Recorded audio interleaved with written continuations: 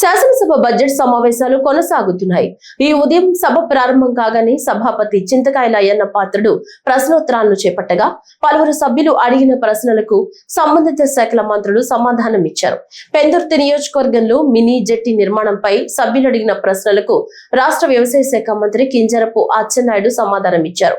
మత్స్యకారుల సంక్షేమానికి రాష్ట్ర ప్రభుత్వం నిరంతరం కృషి చేస్తోందని తెలిపారు. రాష్ట్ర ప్రభుత్వం మొదటి దశలో చేపట్టిన జువ్వలదిన్నె, ఉప్పాడ, మచిలీపట్నం, నిజాంపట్నం ఫిషింగ్ హార్బర్ల నిర్మాణ పనులు తుది దశకు చేరుకున్నాయని వాటిని త్వరలోనే ప్రారంభిస్తామన్నారు. సరైనటువంటి సదుపాయాలు లేకపోవడం వల్ల మత్స్యకారులందరూ కూడా ఇతర ప్రాంతాలకు వలసలు వెళ్ళిపోతున్న విషయం కూడా మనం గత కొన్ని సంవత్సరాల నుంచి చర్చించుకుంటున్నటువంటి విషయం కూడా ఒకసారి ఈ సభకి గుర్తు చేస్తున్నాను.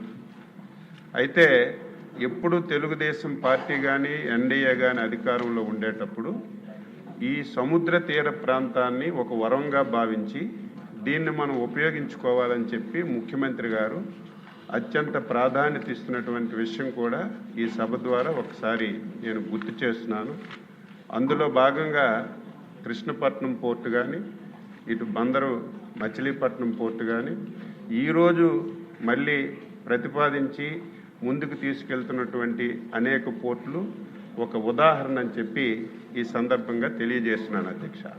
ఈ ప్రభుత్వం మనం వచ్చిన తర్వాత దీన్ని అత్యంత ప్రాధాన్యతగా తీసుకొని ఎట్టి పరిస్థితుల్లో ఈ రాష్ట్రంలో మత్స్య సంపద విపరీతంగా ఉంది.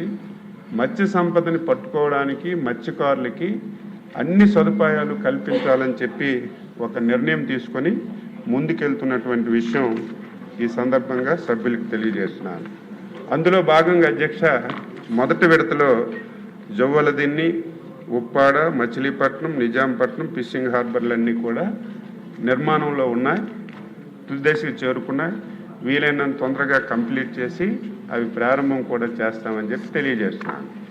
రెండవ దశలో ఇప్పుడే విజయ్ కుమార్ గారు చెప్పినట్టుగా గత ప్రభుత్వంలో బుడగట్లపాలెం, పూడిమడక,